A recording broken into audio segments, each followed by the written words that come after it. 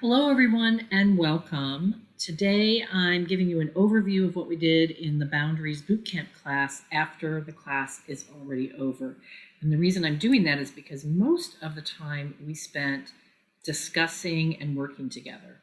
One of the things that I noticed after our last Boundaries class is that people were having trouble getting a lot of clarity around how to word their boundaries. And I decided that we're going to need a lot more clarity on this in order to give you the focus that you need to effectively set these boundaries and kind of execute when it comes to getting people to change their behavior.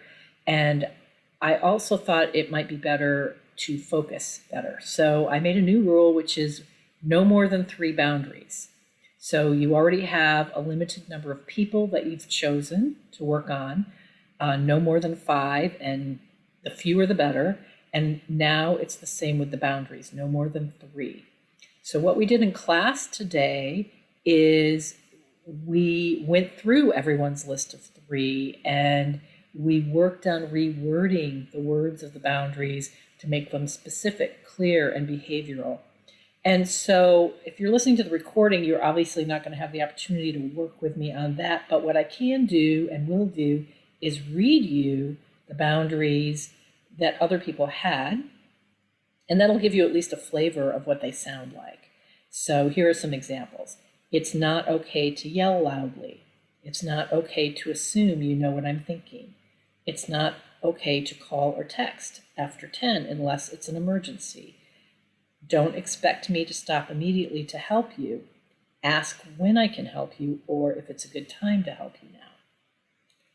People are not allowed to tell me I'm wrong. People are not allowed to tell me what I should and shouldn't do. Now, there was a very interesting discussion we had around a couple of different situations that led people to write boundaries with a little twist on them, and I'm going to read those 2 boundaries to you. I'm not going to get invested in my siblings' drama. It's okay and good for others in my family to figure it out and not have me jumping in to help them. So that last one might be a little wordier than what we ultimately want it to be. The fewer words, the better, as always. But the thing that you'll notice is both of those boundaries were more rules about me as opposed to rules about them. But they are rules protecting you from the behavior of others. So I'm going to use the example of it's okay for me to allow others to figure it out.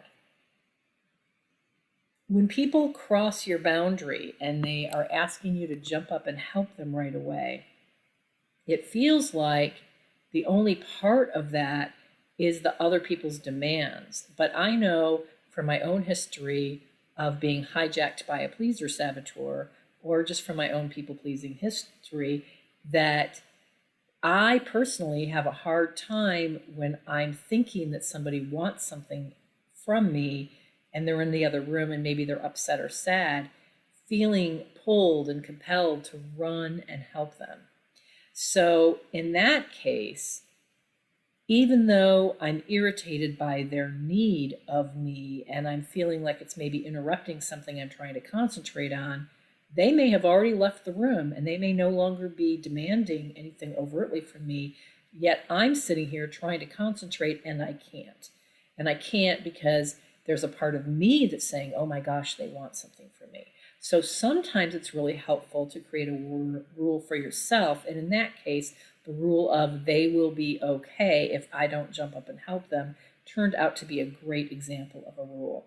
So you may find that as you're working on your boundaries, you may have a couple that end up like that. So I just wanted to throw that out there.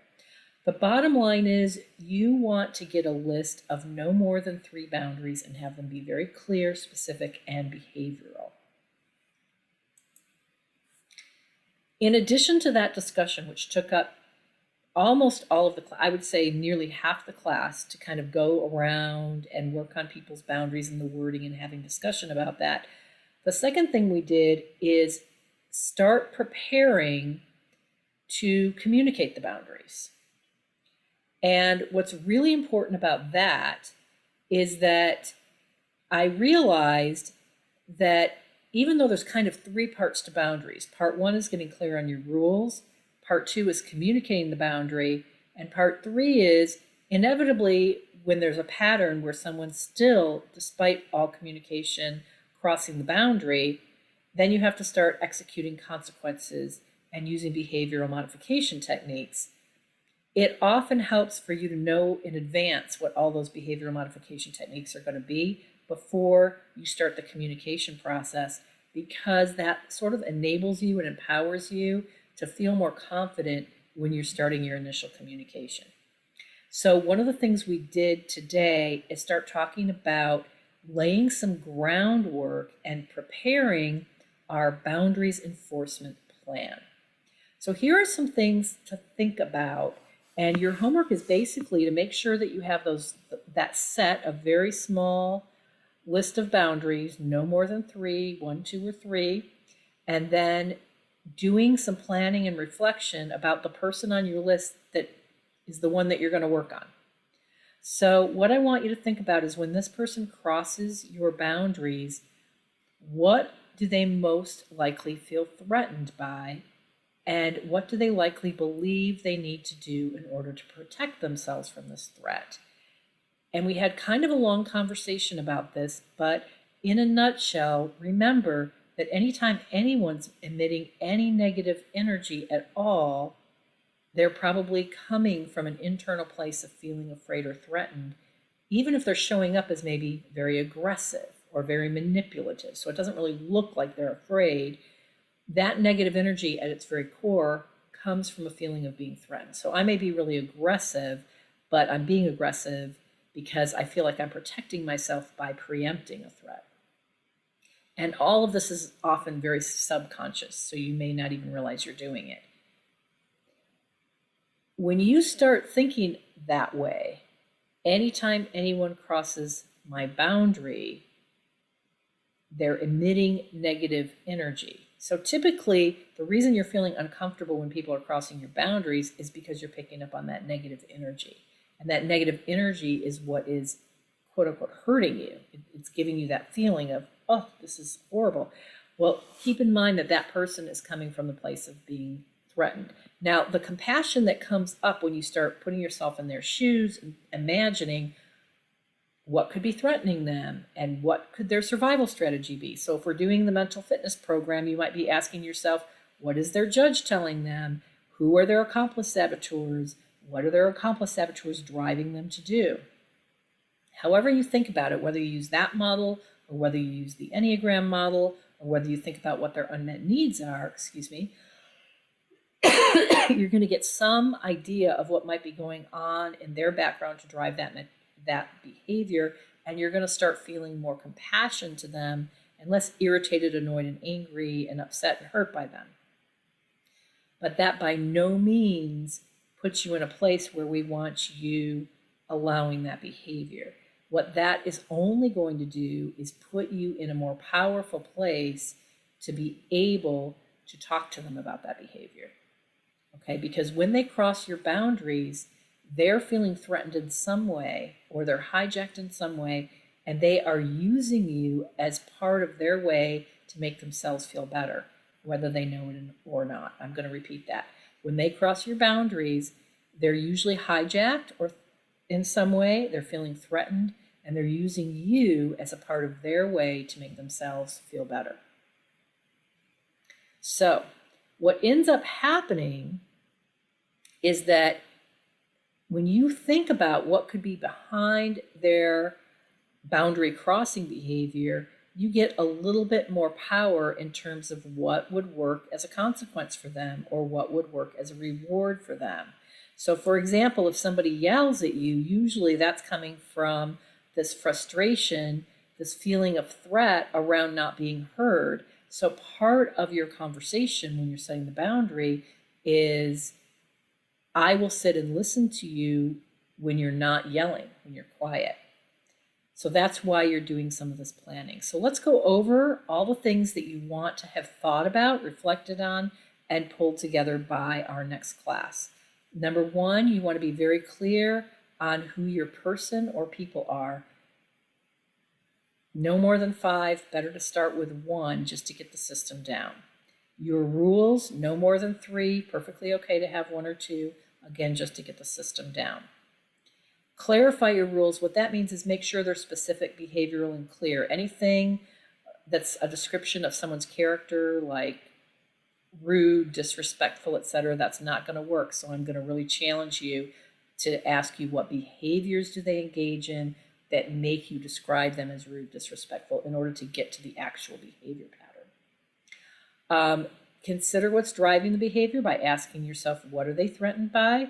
What do they believe they need to do to feel better? You can use any of the models we've used in this program. So you can ask yourself, which saboteur is hijacking them? What are their unmet needs? What are their survival beliefs? What's their survival strategy? What's their enneatype pattern? Any of those questions will help you get a little bit more clarity around that. And that's kind of what your deep reflection is going to be this week. Remind yourself that when they cross your boundaries, they're using you to make themselves feel better, whether they understand this or not. And they don't need to understand it in order for you to set the boundary. In a healthy relationship, we pay attention to how our behaviors affect others. In this moment, when they're using you to make themselves feel better, all their attention is focused on how bad they're feeling and how they need to feel better. They have no bandwidth left over to put themselves in your shoes. Typically, that's going to trigger a reaction in you that's going to put you in the same position where you've no bandwidth to put yourself in their shoes. So that's another reason why we're thinking all this through way in advance. In a healthy relationship, we do share our needs and our fears, but we also take ownership of them. So I might say, I'm really feeling insecure and lonely right now, and I may be coming across as a little needy, but I could just really use some time cuddling up to you and having you put your arm around me. As opposed to, honey, do you love me? Or something like that. So the context of ownership can be really powerful even when you're feeling vulnerable and needy, if that makes sense. All right. Remember that putting yourself in their shoes is an important part of this process, not to get them off the hook. A lot of people push back because they say, oh, that's getting them off the hook of their bad behavior. It's not to get them off the hook. It's to really understand them well enough to be able to communicate effectively to them. The other thing is when you start really understanding what's going on, really kind of getting deeper into the dynamic of what's driving their behavior, you're going to have a lot more weapons at your disposal. So if you don't do any reflection, you're only able to really tell them that's not okay at the point that they're already reacting. So you never get to the source of the behavior. So they're going to keep reacting that way. And all you're going to be able to do is say, that's not okay, that's not okay, that's not okay. So it's more of catching it several steps downstream. But if you're able to say, I know you're probably feeling frustrated that this isn't going the way that you had planned. But when you handle it by shouting or by micromanaging me, then it shuts me down completely. So let's talk about how we can get you what you need without affecting me in such a negative way. All right, so you might want to take a screenshot of this. This is really what you're going to be thinking about by our next week, and we're going to pace our way through this to make sure that everyone has a really clear plan, and then we're going to be doing lots and lots of practice. Some people on the phone today said they were already doing some practice, and they had some successes to share, so that was kind of fun as well. So you're welcome to start practicing. I'm sure you're going to have situations come up that give you opportunities to practice. Just continue with your self-observation, practice as much as you can, and I look forward to seeing you next time if you're in the live class. If you're just listening to these all as recordings, then I look forward to seeing you virtually next time. Bye-bye.